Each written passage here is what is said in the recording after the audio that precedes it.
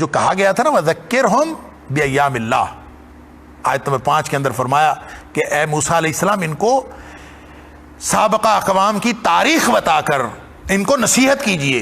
تو فرمایا موسیٰ علیہ السلام نے کہا تھا أَلَمْ يَأْتِكُمْ نَبَأُ الَّذِينَ مِنْ قَبْلِكُمْ، تمہارے پاس پہلی قوموں کی خبریں نہیں آئیں، قوم نوح وعاد وثمود. بطور مثال فرمایا قوم نوح کی مثال، قوم عاد کی مثال، قوم سمود کی مثال. والذین من بعدہم، اس کے بعد بھی کتنی قومیں آئیں لا یعلمہم الا اللہ، ملیا میٹ ہو گئیں، اللہ کے علاوہ ان کو کوئی نہیں جانتا. لا یعلمہم، ان کو کوئی نہیں جانتا الا اللہ، سوائے اللہ کے. سبحان اللہ، یعنی کتنی قومیں آئیں، برباد ہو گئی. اب دیکھیں نوح علیہ السلام کی قوم کی بات ہو، قوم عاد کی بات ہو یا قوم سمود کی بات ہو، اس میں کیا ہے؟ دونوں رویے آپ کو نظر آتے ہیں، شکر والا رویہ، کفر والا رویہ. نوح علیہ السلام 950 سال تبلیغ کی، کتنے لوگ مسلمان ہوئے؟ 80 کے قریب لوگ. مفسرین نے لکھا ہے کہ 80 لوگ مسلمان، بعض نے 60 کہا، لیکن یہ آپ اس کو 80 ہی سمجھ لیں تو 950 سال میں صرف 80 لوگ مسلمان ہوئے. یہ تھے وہ جو شکر والا رویہ اپنا رہے تھے نوح علیہ السلام کے ساتھ. اور دوسری باقی ساری قوم کفر والی تھی. کیا ہوا؟ اللہ تعالیٰ نے نوح علیہ السلام کو بچا لیا، ان کے ساتھیوں کو بچا لیا، ان کو کشتی میں سوار کرا لیا، باقی ساری قوم کو بیڑا غرق ہو گیا. اللہ اکبر. قوم عاد دیکھ لیجئے، حضرت ہود علیہ السلام، ان کے ساتھی بچ گئے، باقی ساری قوم تباہ و برباد ہوگی. قوم سمود دیکھ لیجئے، صالح علیہ السلام، ان کے ساتھی بچ گئے. یہ شکر اور کفر کے رویوں کی داستان ہے، کشمکش کی داستان ہے. والذین من بعدہم، اس کے بعد بھی بہت ساری قومیں آئیں لا یعلمہم الا اللہ، جن کو اللہ کے سوا کوئی اور نہیں جانتا. اگرچہ 6 اقوام کا ذکر جگہ جگہ قرآن میں ہے، سورہ ہود کے اندر ہے، سورہ شعراء کے اندر ہے، سورہ صافات کے اندر ہے، مختلف جگہوں پہ اللہ تعالیٰ نے مختلف جو 6 اقوام کی تباہی و بربادی کا ذکر کیا ہے. ان میں قوم لوط بھی ہے، اس میں یہ جو موسیٰ علیہ السلام جن کا ذکر ہو رہا ہے، قوم فرعون کی تباہی کا ذکر ہے، وہ بھی غرقاب ہوئے. اللہ اکبر. تو فرمایا قوم نوح وعاد وثمود والذین من بعدہم لا یعلمہم الا اللہ، کتنی ہی ایسی قومیں تباہ و برباد ہو گئیں کہ جن کو اللہ کے علاوہ کوئی نہیں جانتا. ہوا ان کے ساتھ کیا؟ جاءتہم رسلہم بالبینات، ان کے پاس آئے ان کے رسول بالبینات، واضح نشانیاں لے کر آئے.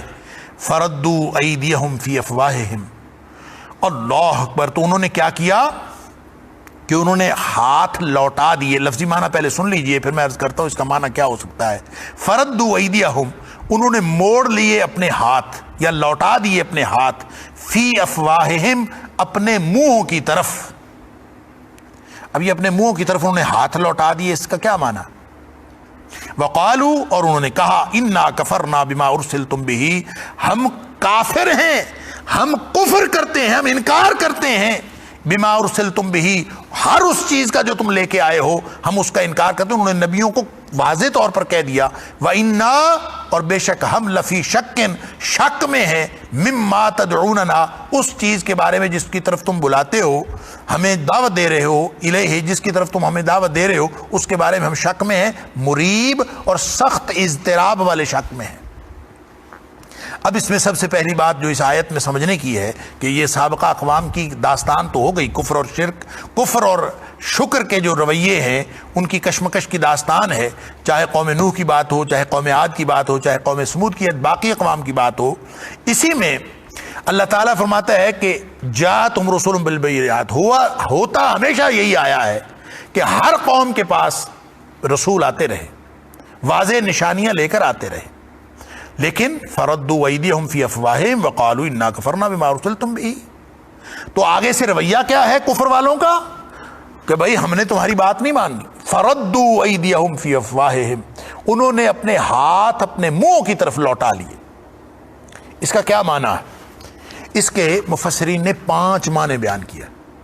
یعنی فردوا ایدیہم فی افواہہم، اس کی 5 کیفیتیں ہو سکتی ہیں. لفظی طور پر تو وہی ہے جو قرآن نے کہہ دیا، انکار کرتے وقت انہوں نے کیا کیا ہے.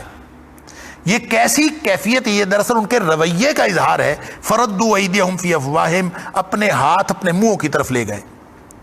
اور اپنے ہاتھ منہ کی طرف لے جانا کئی طرح سے ہو سکتا ہے. آپ حیرت اور استعجاب سے اپنا ہاتھ منہ پہ رکھ سکتے ہیں, آپ استہزاء اور تمسخر اڑاتے ہوئے ہاتھ منہ پہ رکھ سکتے ہیں, خاموش ہونے کے لیے منہ پہ ہاتھ رکھ سکتے ہیں, اور کئی کیفیات ہو سکتی ہیں. تو مفسرین لکھا ہے کہ اپنے منہ پر ہاتھ اس طرح رکھ لیے کہ انہوں نے صاف انکار کر دیا, یعنی منہ پہ ہاتھ رکھ کے کہنا کہ بس بھائی ہماری طرف سے ایک ہی جواب ہے کہ ہم انکاری ہیں آپ کی رسالت کے. تو یہ کنوکشن کے لیے, تیقن کے لیے ایک جیسچر دینا کہ بس, تو یوں ہاتھ رکھ لیا, بس ہم نے کہہ دیا ایک ہی بات, کیا ہم انکاری ہیں, کوئی دوسری بات نہیں. ایک معنی یہ ہو سکتا ہے. اور دوسری بات یہ ہو سکتی ہے کہ اپنے منہ بند کر لیے اور اپنی انگلیوں کی طرف سے اشارہ کیا کہ خاموش رہو, خاموش رہو, سب کو کہا, اور ان کی طرف توجہ نہ کرو, ان کی دعوت کی طرف. یہ بھی اس کا معنی ہو سکتا ہے. ایک تیسرا معنی یہ بھی ہو سکتا ہے کہ بطور استہزاء اور تعجب کے ہاتھ رکھ لینا منہ پہ کہ یہ کیا ہے, یعنی استہزاء بھی کیا, تعجب اور حیرت کا اظہار کیا کہ یہ کیا, کیسی تعلیمات دے رہے, اور تمسخر اڑایا, مذاق کیا, اور اس پر بھی ہاتھ منہ پہ رکھ لینا. یہ بھی ایک تیسرا معنی یہ بھی بیان کیا گیا. چوتھی بات ایک اور ہو سکتی ہے کہ یہ اللہ تعالیٰ نے فرمایا فردوا ایدیہم, انہوں نے لوٹائے اپنے ہاتھ, فی افواہہم, ان کے منہوں کی طرف. اب یہ ان کے اپنے منہ بھی ہو سکتے ہیں اور یہ رسولوں کے منہ بھی ہو سکتے ہیں کہ انہوں نے رسولوں کے منہ خاموش کروا دیے, یوں ہاتھ لوٹائے, فردوا ایدیہم فی افواہہم, کہ ان کے منہ پہ ہاتھ رکھ لیے اور ان سے کہا کہ خاموش رہو, ہمیں دعوت دینے کی کوئی ضرورت نہیں. یعنی نبیوں کو خاموش کروانے کے لیے انہوں نے اپنا جتن کر لیے. یہ بھی اس کا معنی ہو سکتا ہے. اور ایک پانچواں معنی جس کی تصدیق اور جس کی تفسیر سورہ آل عمران کی آیت نمبر 119 سے بھی ہوتی ہے, اور علامہ طبری نے بھی اور علامہ شوکانی نے بھی اسی معنی کو ترجیح دی ہے, کہ وہ یہ ہے کہ جو اللہ تعالیٰ نے سورہ آل عمران میں فرمایا عَذُّوا عَلَيْكُمُ الْأَنَامِنَ مِنَ الْغَيْظِ, غیظ و غضب سے وہ اپنی انگلیاں چباتے ہیں. یعنی غصے سے منہ میں ہاتھ ڈالنا اور اپنی انگلیاں چبانا, یہ بھی ایک محاورہ ہے کہ غصے سے ہاتھ منہ میں ڈالنا اور اپنی انگلیاں کاٹنا, کہ جیسے دشمنی کے اندر اور غصے کے اندر کوئی شخص کرتا ہے غیظ و غضب کی وجہ سے. تو یہ جو پانچواں معنی ہے کہ بطور غیظ و غضب کے وہ رسولوں کے خلاف کھڑے ہو گئے, اور بجائے اس کے کہ وہ شکر کا رویہ اپناتے, نبیوں کے شکر گزار ہوتے, اللہ کے شکر گزار ہوتے, اور نبیوں کے احسان مند ہوتے, اور نبیوں کے پیروکار بن جاتے, اور اللہ کی تعلیمات کو اور رسولوں کی لائی ہوئی تعلیمات کو مان لیتے, اس کی بجائے فردوا ایدیہم فی افواہہم, اور وہ غصے سے اپنے ہاتھ کاٹتے تھے اور صاف کہہ دیا وقالوا انا کفرنا بما ارسلتم بہ, ہم بھائی انکاری ہیں جو آپ لے کے ہم نے یہ بات نہیں ماننی. اللہ اکبر. دیکھ لیجئے رسولوں کی لائی ہوئی تعلیمات جو ہیں ان کے بارے میں صریح رویہ یہ رکھنا کہ آپ کی لائی ہوئی بات ہم نے نہیں ماننی, یہ زبان قول سے بھی ہو سکتا ہے, زبان حال سے بھی ہو سکتا ہے. منہ سے آدمی انسان بول کے کہے کہ ہم آپ کی باتوں کو نہیں مانتے, یہ بھی انکار ہے. عملاً آپ اللہ اور اس کے رسول صلی اللہ علیہ وسلم کی باتوں کو تسلیم نہ کریں, عملاً نہ اپنائیں, تو یہ بھی انکار ہے. وہ زبان حال سے انکار ہوگا, وہ زبان قول سے انکار ہوگا. جنہوں نے زبان سے کہہ دیا کہ ہم انکاری ہیں وہ تو انکاری ہیں ہی, اور جو زبان سے اقرار کرتے بھی ہیں, کردار کے اعتبار سے انکاری ہیں, تو وہ بھی تو انہی کے ساتھ ہی ہیں. اللہ اکبر. اللہ کے رسول صلی اللہ علیہ وسلم کی بات نہیں ماننی, اللہ کی بات نہیں ماننی. اور پھر خاص ایک رویہ اللہ تعالیٰ نے بتایا کہ دیکھیں یہ جو کشمکش کی داستان ہے جو عبرت کے لیے ہے, نصیحت پکڑنے کے لیے ہے, وَذَكِّرْهُمْ بِأَيَّامِ اللَّهِ, اور اس میں اس شکر اور کفر کے رویوں کی جو کشمکش کی داستان ہے, اس میں عبرت کا سامان یہ ہے کہ جو لوگ تباہ و برباد ہوئے, جو کفر والے تھے, انہوں نے ایک تو صریح انکار کیا زبان سے یا زبان حال اور زبان قال سے اور کردار سے. دوسرا ایک اور بات انہوں نے کہی وَإِنَّا لَفِي شَكٍّ مِّمَّا تَدْعُونَنَا إِلَيْهِ مُرِيبٍ, جس طرف تم ہمیں بلاتے ہو, یہ جو تمہاری دعوت ہے, اس کے بارے میں ہم شک میں ہیں. وَإِنَّا لَفِي شَكٍّ, ہم اس شک میں ہیں اس کے بارے میں. اللہ اکبر. مِّمَّا تَدْعُونَنَا إِلَيْهِ, جس کی طرف تم بلاتے ہو, تمہاری دعوت, وہ دعوت کیا تھی, کیا دعوت توحید جو میں پہلے میں عرض کر رہا ہوں کہ سارے نبیوں کی دعوت کا مشترکہ اور بنیادی نقطہ تو نقطہ توحید تھا، تو توحید کی طرف بلاتے تھے، یہ کہتے تھے ہمیں شک ہے. بھئی کس بات میں شک ہے؟ وَإِنَّا لَفِي شَكٍ، ہم یقیناً شک میں ہیں، مِمَّا تَدْعُونَنَا إِلَيْهِ، اس چیز کے بارے میں جو تم دعوت دے رہے ہو جس طرف، اس کے بارے میں شک میں، یعنی اللہ کے بارے میں شک میں. اللہ اکبر، اندازہ تو کیجئے، اللہ کی ذات کے بارے میں شک کرتے، خالق کے بارے میں شک کرتے. اور ساتھ فرمایا مریب، اس حال میں ہم شک میں ہیں کہ ہم مضطرب بھی ہیں. مریب ریب سے ہے، اور ریب کا معنی ہوتا ہے ایسا شک جو دل میں بے چینی پیدا کر دے، اضطراب پیدا کر دے، وہ ریب ہوتا ہے. تو شک الگ بیان کیا، یہاں پہ مریب بھی بیان کیا. گویا ایسا شک، ہم ایسے شک میں ہیں جو ہمیں اضطراب اور بے چینی میں مبتلا کیے ہوئے ہیں. بعض لوگوں نے ریب کا معنی تہمت لگانا بھی کیا کہ ہم تو آپ کے اوپر تہمت لگاتے ہیں جھوٹا ہونے کی. واللہ عالم، یہ بھی معنی ہو سکتا ہے، لیکن حقیقت بات یہ ہے کہ ریب کا معنی ایک ریب قلبی کیفیت کا نام ہے جس میں اضطراب اور بے چینی ہوتی ہے. کہتے ہیں کہ یہ ریب المنون سے ہے، حالات و واقعات سے اور حوادث زمانہ سے جو انسان کے قلبی کیفیت کے اندر اضطراب اور بے چینی پیدا ہوتی ہے، اس کو ریب کہتے ہیں. اور یہ جو شک ہے اور ریب ہے، ہم تو ترجمہ ریب کا شک کرتے ہیں لا ریب فیہ ھدی للمتقین. جب اللہ تعالیٰ نے فرمایا الف لام میم ذالک الکتاب لا ریب فیہ، ہم اس کا ترجمہ کرتے ہیں اس میں کوئی شک نہیں. تو یہاں شک اور ریب دونوں اکٹھے بیان ہوئے ہیں. فرمایا کہ وَإِنَّا لَفِي شَكٍّ مِّمَّا تَدْعُونَنَا إِلَيْهِ مُرِيب، ہم شک میں بھی ہیں، ریب میں بھی ہیں. تو اس کا مطلب ہے شک کوئی اور چیز ہے، ریب کوئی اور چیز ہے. اسی لیے ناظرین کرام، اس میں مفسرین کرام نے ریب اور شک میں بہت سارے فرق بیان کیے. ان کا شک اور ریب میں فرق ہوتا کہ بعض نے اس کو نتیجے اور ابتدا کی بات کی ہے، یہ کہ عمل ہے، دوسرا اس کا نتیجہ ہے، یہ بھی ہو سکتا ہے.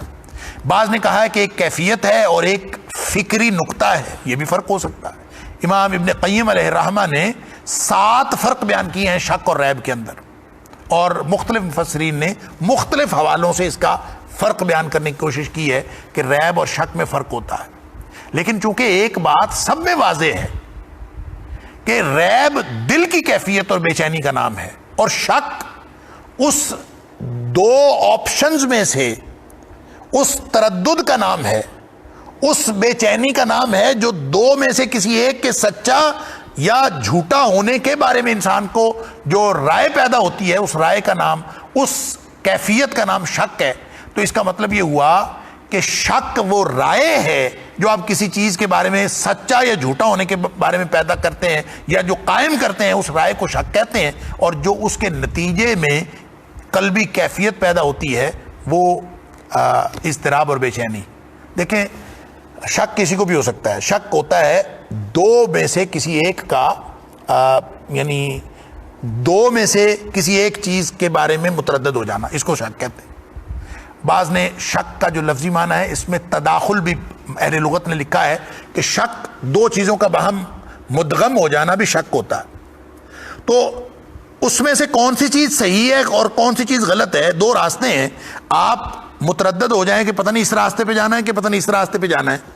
تو یہ 2 راستے سامنے ہوں اور 2 میں سے ایک کو آپ نے اختیار کرنا ہو، اور آپ کو یہ رائے اختیار کرنے میں تردد ہو جائے یا یہ اختیار کرنے میں دونوں میں شبہ پڑ جائے کہ میں کیا کروں، ادھر جاؤں یا ادھر جاؤں، تو اس کیفیت کو شک کہتے ہیں. جب دو باتیں موجود ہوں اور دونوں میں سے کوئی ایک رائے قائم ہو. جب آپ ایک میں سے، اب دیکھیں لفظ شبہ ایک اور آ گیا میری گفتگو کے دوران. یہ شبہ جو ہے یہ بھی عربی زبان کا لفظ، شبے کو بھی ہم کہہ دیتے ہیں شک ہے، شک شبہ، اور اردو میں ہم استعمال کرتے ہیں شک و شبہ. لیکن ان تینوں میں تھوڑا تھوڑا فرق ہے. ریب، شک اور شبہ. شبہ تو ہوتا ہی اس وقت ہے جب ظاہری شکل میں التباس ہو، مشابہت ہو، تو وہ شبہ ہوتا ہے کہ آپ کو شبہ پڑ جائے کہ پتہ نہیں یہ ہے پتہ نہیں وہ ہے. ظاہری شکلوں کے اشتباہ کی وجہ سے، ظاہری شکلوں کے التباس کی وجہ سے اگر انسان متردد ہو تو اس کو کہتے ہیں کہ یہ شبہ ہے. اور اگر کسی بھی وجہ سے، کسی بھی بنیاد پر رائے قائم کرنے میں، کوئی عملی رویہ اختیار کرنے میں آپ 2 راستوں میں سے کسی ایک راستے کو اختیار کرنے کے بارے میں متردد ہوتے ہیں، آپ کے دل میں تردد آتا ہے، تو اس کا مطلب ہے یہ شک ہے۔ اب شک جو ہے وہ جب آپ دونوں میں سے ایک رائے قائم کر لیتے ہیں کہ اچھا پہلے آپ کو شک تھا، پھر آپ کو سمجھ آ گئی کہ یہ راستہ ٹھیک ہے، تو وہ یقین ہو گیا، اور دوسری طرف کا وہم رہ گیا۔ وہ وہم تھا، یہ یقین ہے، یعنی جو راستہ اختیار کر لیا وہ یقین ہو گیا، دوسرا وہم تھا وہ ختم ہو گیا۔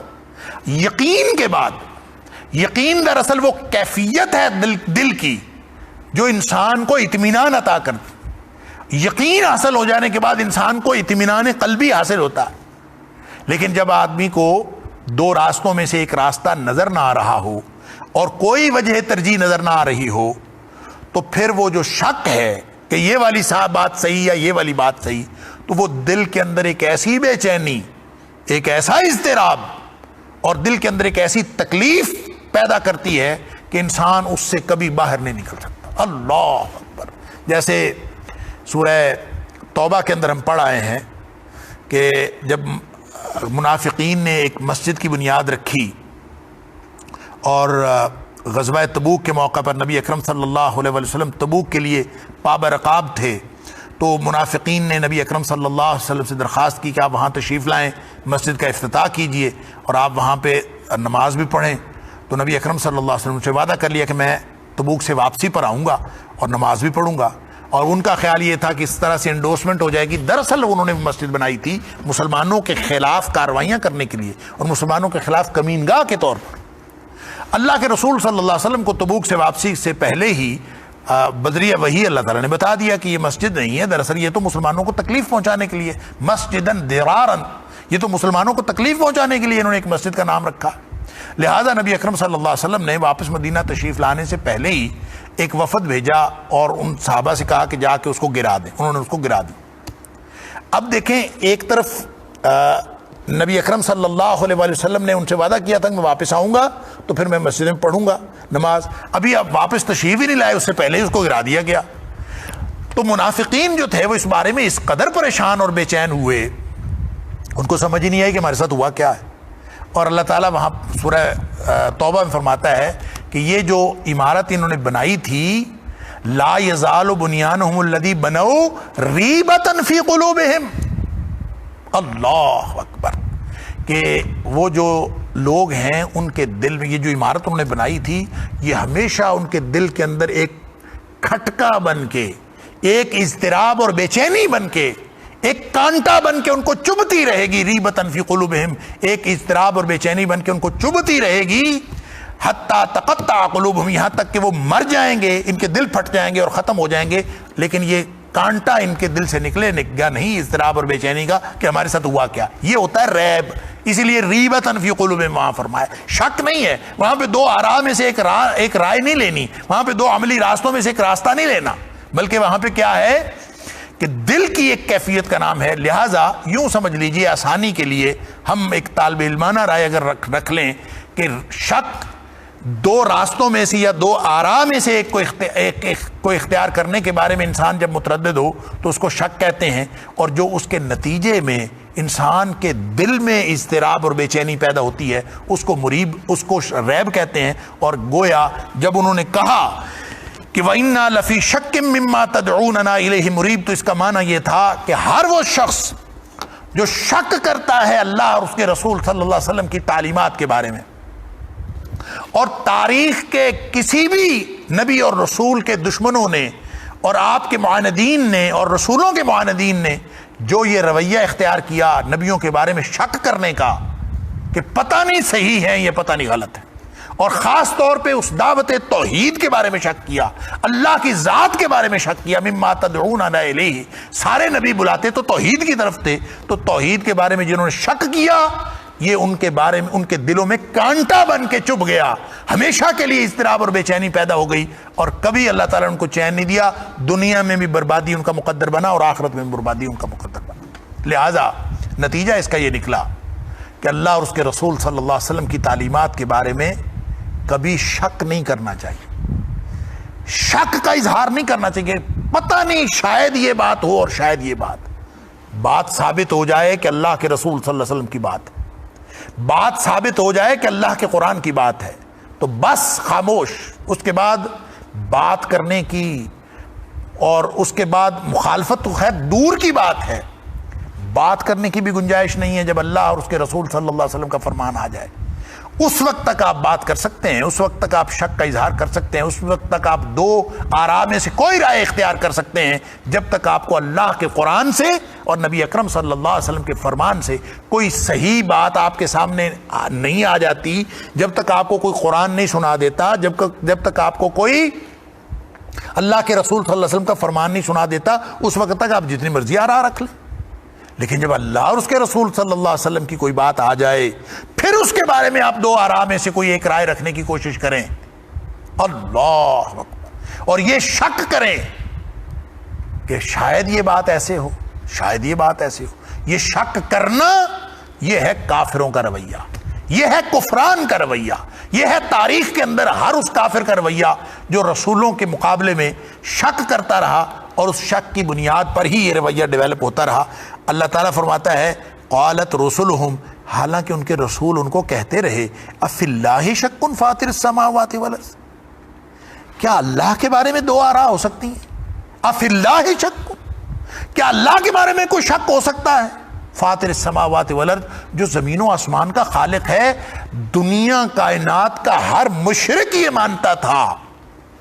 اللہ تعالیٰ قرآن میں فرماتا ہے، سورہ عنکبوت میں بھی، سورہ مومنون میں بھی، سورہ زخرف میں بھی، سورہ یونس میں بھی، مختلف جگہ پہ کہ مشرکوں سے پوچھو وَلَئِن سَأَلْتَهُم مَّنْ خَلَقَ السَّمَاوَاتِ وَالْأَرْضَ وَسَخَّرَ الشَّمْسَ وَالْقَمَرَ لَيَقُولُنَّ اللَّهُ، پوچھو ان سے کہ زمین و آسمان کا خالق کون ہے، ان سے پوچھو یہ سورج زمین آسمان سب کس کے کنٹرول میں ہیں، یہ سورج چاند کس کے کنٹرول میں ہے، رزق کون دیتا ہے، بارش کون برساتا ہے، ان سے سوال کرو۔ لَيَقُولُنَّ اللَّهُ، لازماً کہیں گے اللہ ہی سب کچھ کرتا، تو اس کے بارے میں شک کرتے، افی اللہ شک، اللہ کے بارے میں شک۔ تو اس کا مطلب یہ ہوا کہ جو شخص سوال اٹھاتا ہے نا اللہ کی ذات کے بارے میں، اللہ کے وجود کے بارے میں سوال اٹھانا، یہ سوال اٹھانا ہی کفر کا رویہ ہے۔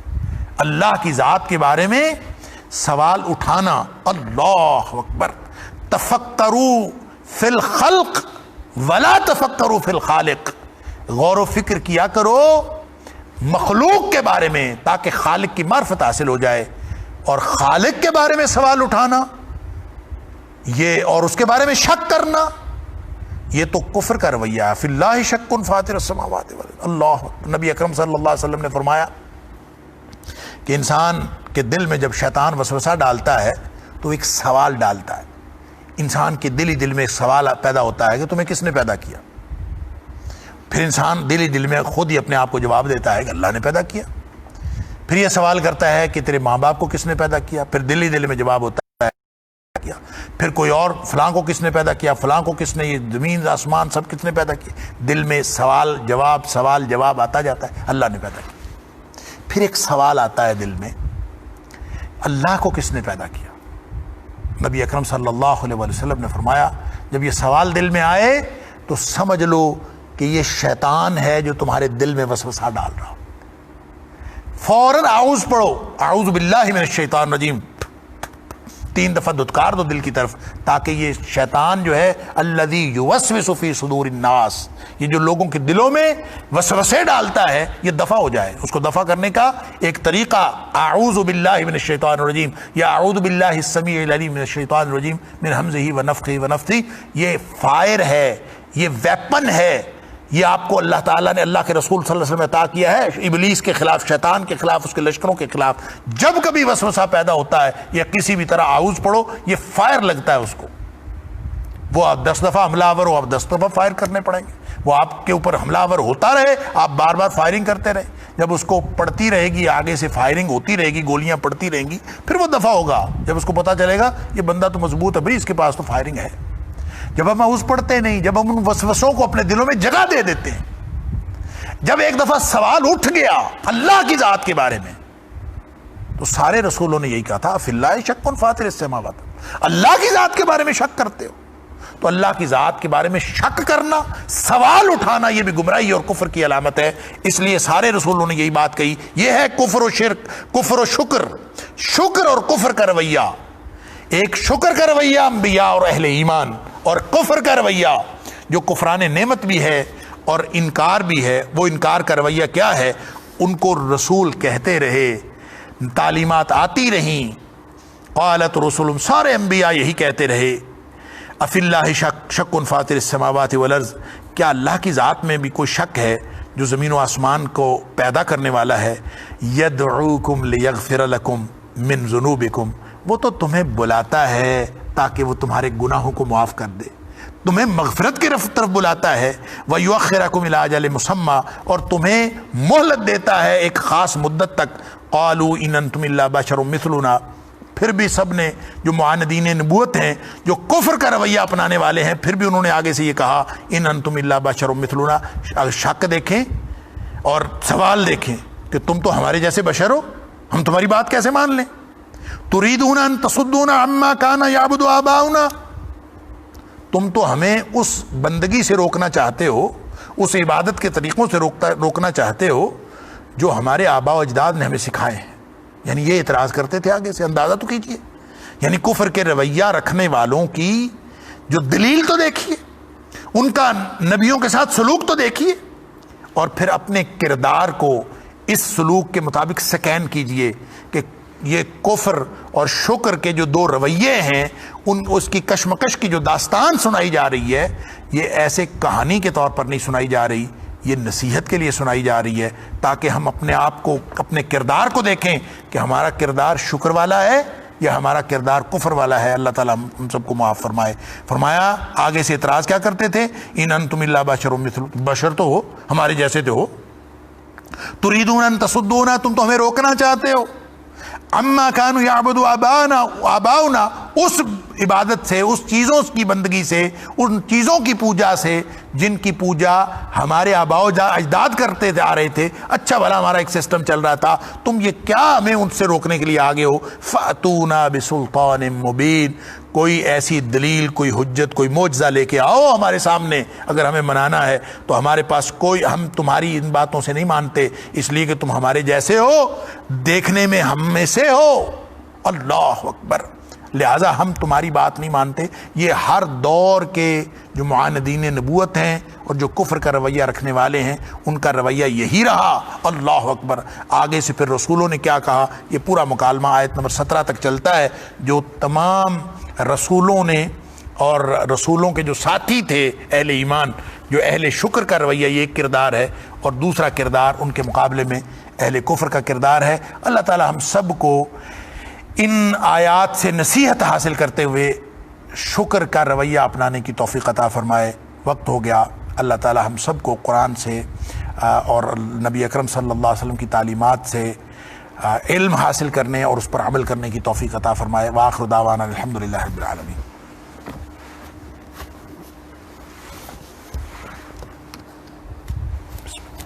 ہیں کوئی سوالات؟